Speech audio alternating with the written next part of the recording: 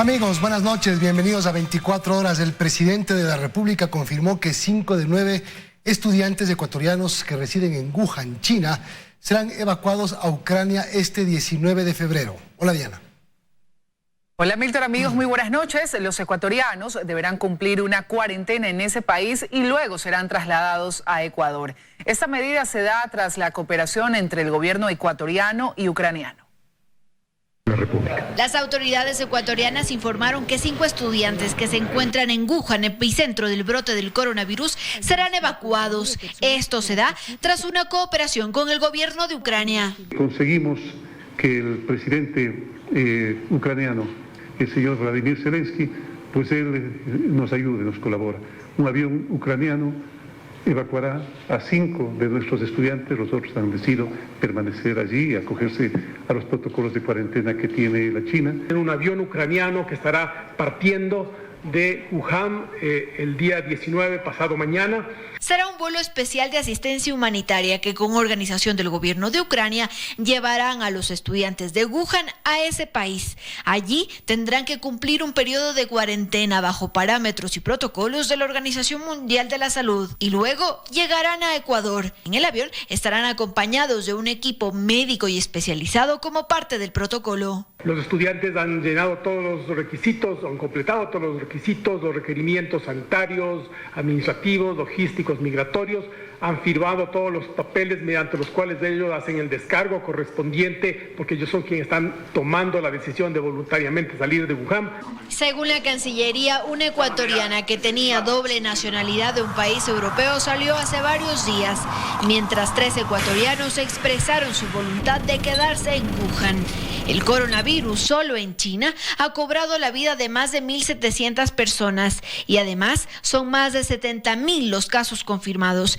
En el Ecuador dicen que están preparados. Nosotros no hemos bajado los protocolos, seguimos haciendo contención en lo que son las puertas de entrada, en los puertos, aeropuertos y en las zonas de frontera. Seguimos socializando los lineamientos, los protocolos y sobre todo haciendo énfasis en las medidas de prevención. La ministra de Salud sostiene que el Ecuador tiene los reactivos, equipos y profesionales preparados para enfrentar un caso de coronavirus. En Quito, Andrea Samaniego, 24 horas. Autoridades del gobierno se refieren a los acuerdos logrados en su visita a los Estados Unidos. Muchos de esos ya se están aplicando. Andrea Samaniego informa. Tras 4 días de gira, el presidente de la República, Lenín Moreno, acompañado de los 6 ministros que estuvieron con él en su viaje a Estados Unidos, detallaron los acuerdos que logró Ecuador en los Estados Unidos, sobre todo en materia de educación, de comercio, de lucha contra el narcotráfico y también sobre seguridad. Sobre este último, la ministra de Gobierno informó sobre las capacitaciones que ya se encuentran recibiendo policías en los Estados Unidos. La primera capacitación ya se dio. Tuvimos el primer grupo de policías graduados de este año. En las próximas 2 semanas estarán aquí para la implementación del ATS Global, que es uno de los mecanismos más completos de intercambio de información migratoria. Mientras tanto, en materia económica y de comercio, todo dependerá de la visita que en abril se realice por parte del Departamento de Comercio de los Estados Unidos. En los próximos días convocaremos a una mesa de trabajo que permita cumplir con este objetivo, que es abrir oportunidades para nuestros productos de exportación. También se refirieron a la iniciativa de los Estados Unidos denominada América Crece, y con la que esperan Ecuador aumente las inversiones, y además sobre el pedido que le hacen al Banco Mundial para incrementar el desembolso de $300 millones previsto para el mes de marzo. Con esto quieren acelerar el programa de inversiones. Ecuador debe allanar el camino para concretar un acuerdo comercial con Estados Unidos. La reunión del presidente Lenín Moreno y su homólogo Donald Trump abrió la puerta para el diálogo, pero según representantes gremiales, el esfuerzo también estará casa adentro. La posibilidad de concretar un acuerdo comercial con nuestro principal socio implica un esfuerzo de doble vía para el gobierno ecuatoriano. El tema ya está en agenda tras el encuentro de los mandatarios de ambos países y la Cancillería asegura que tiene una estrategia para lograr el respaldo del Congreso de ese país. Pero casa adentro, el panorama resulta no estar tan avanzado. La directora ejecutiva de la Cámara de Comercio Ecuatoriano-Americana, María Antonieta Reyes, mencionó algunos de los puntos en los que el gobierno de Moreno deberá apretar el acelerador. Mirar generar los elementos de competitividad que nos permiten permanecer pues, en el mercado. Necesitamos revisión de costos de producción inmediatos, o sea, revisión de costos de energía, revisión del mismo costo del agua, revisión del tema laboral. Yo creo que eso es un tema, es una deuda que tenemos todos. Con ella concuerda Pablo Arosemena de la Cámara de Comercio de Guayaquil. Él fue uno de los empresarios que viajó con la delegación ecuatoriana a Washington. Ecuador tiene que ser más competitivo. Más competitivo significa tres cosas. Primero, una reforma laboral urgente que permita que sea más fácil contratar. Segundo, eliminar la tramitología ineficiente. Y ya que en abril se espera el arribo de un grupo de congresistas estadounidenses al país para avanzar con el acuerdo, lo más conveniente, explican, es tener propuestas puntuales. Productivos, la Cámara de Comercio de Guayaquil quiere dar ese acompañamiento al sector público para asegurarnos de que con sentido de urgencia vamos a tener ese acuerdo de libre comercio. Ecuador necesita un acuerdo comercial bilateral bien negociado, donde todos podamos ganar, donde no solamente podamos nosotros enviar productos. El modelo para un acuerdo de libre comercio estaría basado en el que tiene Estados Unidos con México y Canadá. Joana Ramos, 24 horas. Según el ministro de Defensa Osvaldo Jarrín, con la visita a Estados Unidos, el Ecuador concretó un giro en las relaciones internacionales en materia de defensa. Se consiguieron importantes apoyos de ese país, dijo. Con este apretón de manos se selló el giro de las relaciones internacionales del Ecuador y recobró su amistad con Estados Unidos. Según el ministro de Defensa, el Ecuador consiguió el apoyo del país norteamericano para implementar estrategias regionales de defensa. Es la materialización de la nueva política internacional implementada por el señor presidente constitucional de la República. Y esto significa seguridad cooperativa regional. En este marco, Jarrín asegura que la estrategia ecuatoriana de defensa regional contra actividades de narcotráfico, consensuada ya con los ministros de defensa de Colombia y Perú, será apoyada también por Estados Unidos. Aprueba su participación. Estamos pidiendo su participación para esta estrategia. Y eso fue logrado. Parte de ese apoyo será la dotación de un radar que ayude a la vigilancia aeromarítima en el denominado Triángulo de Seguridad, que se compone entre Puerto Bolívar, Pozorja, Manta y Esmeraldas, que se une a San Cristóbal en las Islas Galápagos. No es algo sencillo un radar, pero eso será estudiado y será apoyado. Está en estudio para su apoyo. Y las operaciones del avión estadounidense Orión P-3 continuarán conjuntamente con Fuerzas Armadas, Policía y Fiscalía Ecuatoriana y se extenderá a una cooperación de defensa aérea. En Quito, Freddy Paredes, 24 horas.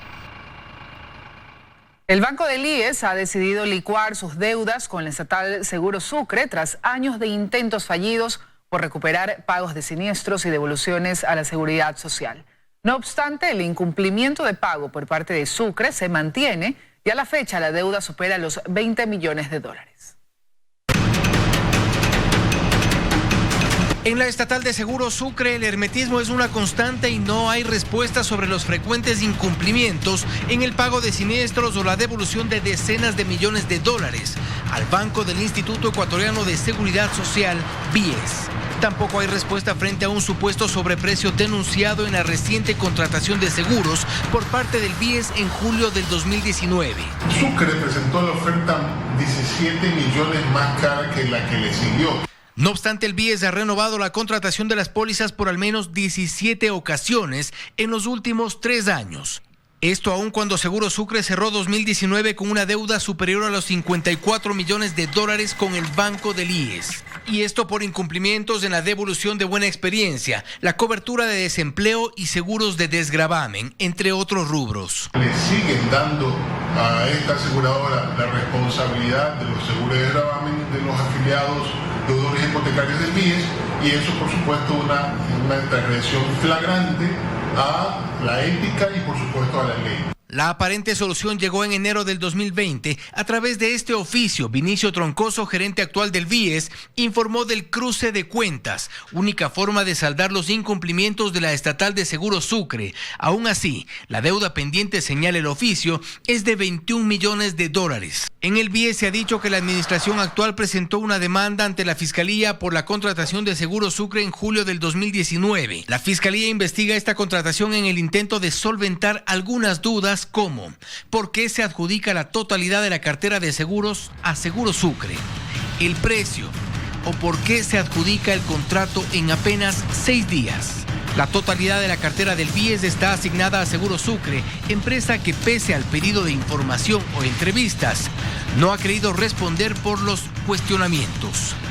En Quito, Fausto Yepes, 24 horas. Más noticias. El ex auxiliar de servicios de presidencia, Cristian Paredes, reconoce que desde el gobierno se le emitían facturas en blanco de la empresa brasileña Odebrecht.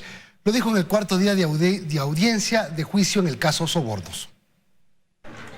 Luego de 2 días laborables en pausa y en medio de reservas temporales, se desarrolló el cuarto día de audiencia de juicio del caso Sobornos. Por 3 ocasiones, el juez Iván León solicitó que el público abandonara la sala para escuchar los resultados de trabajos que involucraban correos personales del exsecretario jurídico de la presidencia, Alexis Mera, de la exasistente de presidencia, Laura Terán, y del exauxiliar de servicios de presidencia, Cristian Paredes, quien como testigo aseguró que cumpliendo una disposición de Laura Terán, remitió facturas en blanco de la constructora brasileña Odebrecht a la empresa Nexo Global. Lo hacía una vez al mes. Desde nuestro punto de vista no aporta en lo absoluto a la posición de Fiscalía, esto es, no puede sustentar la acusación. Aseguró que él fue quien realizó el depósito de $6.000 a la cuenta personal del expresidente Rafael Correa y que entre sus funciones además canceló cuentas de arriendo del edificio Concord de aproximadamente $1.200. Según Fiscalía, uno de los peritos informáticos que rindió su testimonio de forma reservada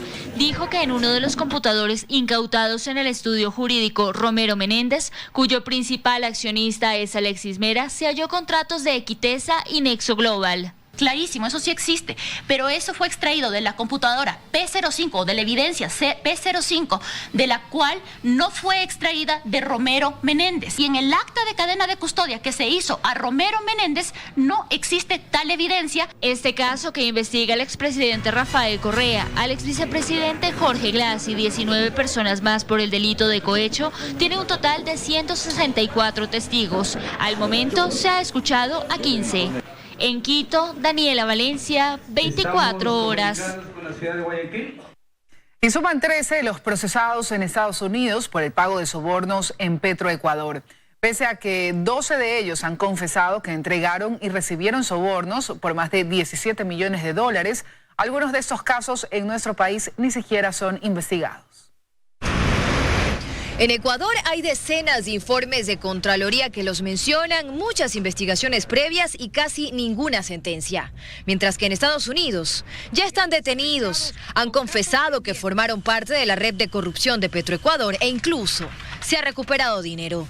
Desde que estalló el escándalo de los Panama Papers, en ese país se han procesado a 13 personas, entre empresarios y ex colaboradores de Petroecuador, que intentaron ir a invertir o más bien lavar dinero a Estados Unidos producto de la corrupción.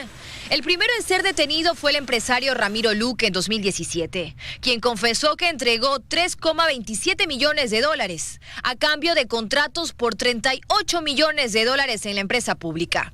Es uno de los pocos sentenciados en nuestro país. Uno de estos departamentos en Sunny Beach pertenece al ex coordinador de contratos de la refinería de Esmeraldas, Marcelo Reyes, uno de los 3 exfuncionarios procesados, quien confesó que recibió 2,1 millones de dólares en coimas, mientras en Estados Unidos le confiscaron 6 propiedades valoradas en casi 4 millones. En Ecuador, tiene informes de Contraloría en su contra y una investigación en la Fiscalía que desde el 2016 no pasa de indagación previa.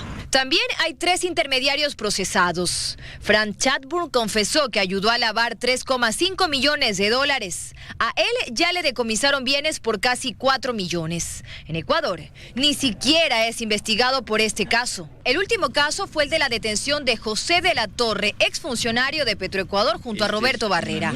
Eso ya en el gobierno actual.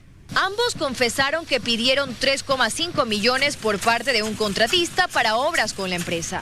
De la Torre trabajó con el actual gerente de Petroecuador, Pablo Flores, quien incluso reconoció que Barrera era un conocido suyo. Flores sigue en el cargo, mientras que en la parte jurídica, en nuestro país, no se han informado de novedades. Dayana Monroy, 24 horas. Un centenar de organizaciones pro minería presentó el recurso de amicus curiae ante la Corte Constitucional respecto al pedido de consulta popular para impedir la minería en Azuay solicitada por el prefecto Yacu Pérez. Belén Merizalde informa. En consultas mineras locales y mucho menos nacionales es el pedido de un centenar de organizaciones ante la Corte Constitucional. Venimos aquí a la Corte Constitucional a presentar un recurso de amicus curiae en defensa del sector minero, en defensa de un sector que está naciendo y que no es posible que a través de una situación política trate de bloquearse a un sector que va a ser la alternativa de desarrollo para el país. Además del ex viceministro de Minas, Fernando Benalcázar, también presentó por su parte el recurso de amicus curiae. Él señala que conoce la realidad de este sector.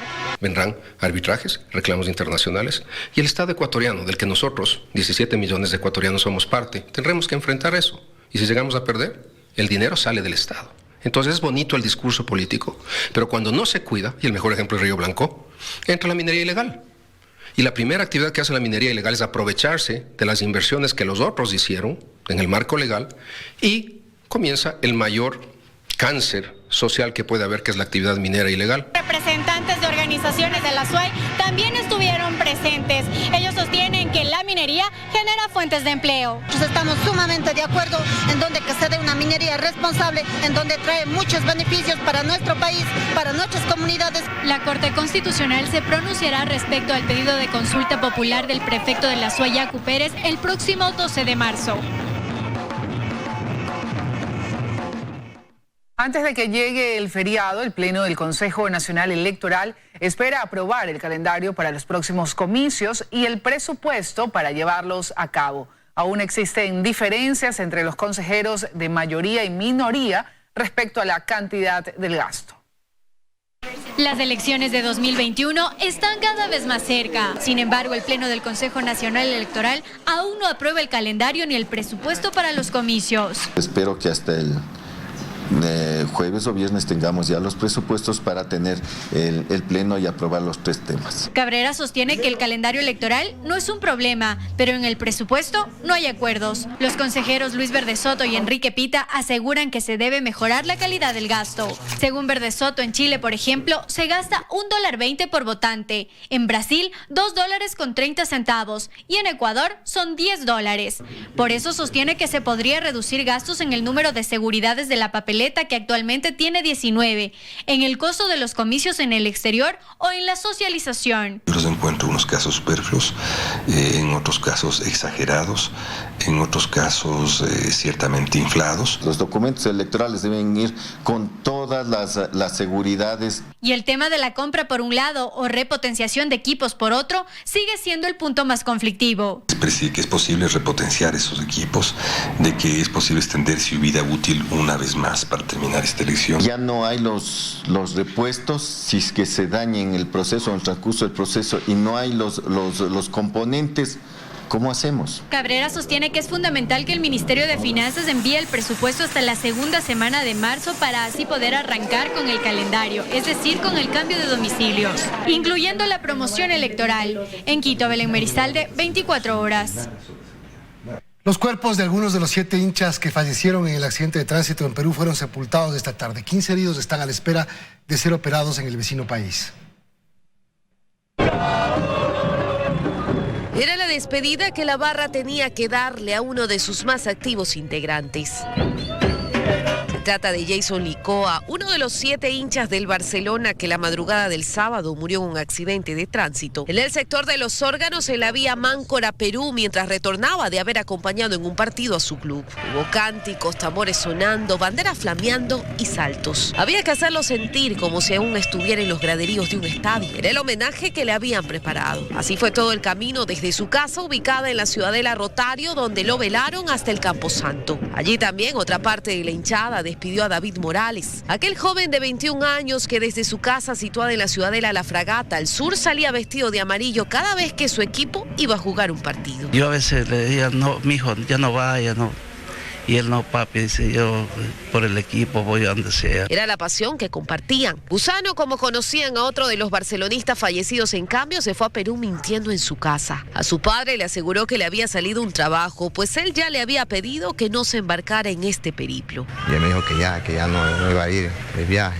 Por eso todos los féretros fueron cubiertos con una bandera, amarilla como el sol, como dicen que era el color de su corazón. En tanto que las autoridades peruanas anunciaron que ya iniciaron las investigaciones para establecer las causas del siniestro. El fiscal de Máncora incluso informó que se formalizó la detención del conductor del automotor y su ayudante, quienes presentaron varias heridas y por eso se encontraban bajo vigilancia policial en una casa de salud del lugar. Sobre los heridos, que también dejó esta lamentable tragedia en territorio peruano, ya quedan solo 15. Tienen heridas graves, según precisó la Cancillería ecuatoriana, y están a la espera de una intervención quirúrgica que para su salud es necesaria. Luisa María Heredia, 24 horas. Más noticias, amigos. La playa de Montañita, en la provincia de Santa Elena, no está contaminada. Así lo dice el alcalde de Santa Elena, Otto Vera, luego de recibir el monitoreo de la calidad de agua hecho por el Ministerio de Ambiente. Esta no es la primera vez que en el balneario se denuncia contaminación. Este video, grabado el pasado 10 de febrero y que empezó a circular en las redes sociales, recordó la fragilidad del balneario de Montañita en época de lluvia. Las aguas del estero se desbordaron y desembocaron directamente al mar. Quienes habitan en esta comuna aseguran que no solo es agua lluvia lo que fue al océano. Del lado de acá se incorporan aguas servidas a este canal, en el cual recoge aguas lluvias, pero todo eso va a la playa. Entonces, ¿qué es lo que pasa con esto? Que esto es una contaminación. El río está contaminado. ¿Por qué? Por lo del alcantarillado. Esta no es la primera vez que la novedad se presenta. En 2013 se denunció que las conexiones clandestinas de la comuna llegaron a contaminar tanto las aguas del estero que la presencia de coliformes fecales y peces muertos eran visibles con facilidad. Quien era alcalde entonces y que actualmente ostenta nuevamente el cargo, dice que se han hecho cambios y que la remediación ambiental para el estero ya está en marcha. Confirma además que ya tiene los resultados del monitoreo que hizo días atrás el Ministerio de Ambiente al agua de la playa de Montañita. La puesta de una planta de tratamiento que nos ha solicitado la comunidad, el Ministerio de Ambiente se pronunció y no hay contaminación en la playa, ¿no? Por supuesto el estero tiene, pero nadie se baña en el estero, o sea. Según el funcionario, para el próximo feriado de carnaval, donde la población puede hasta triplicarse, se tiene listo un plan de contingencia para evitar novedades. Joana Ramos, 24 horas.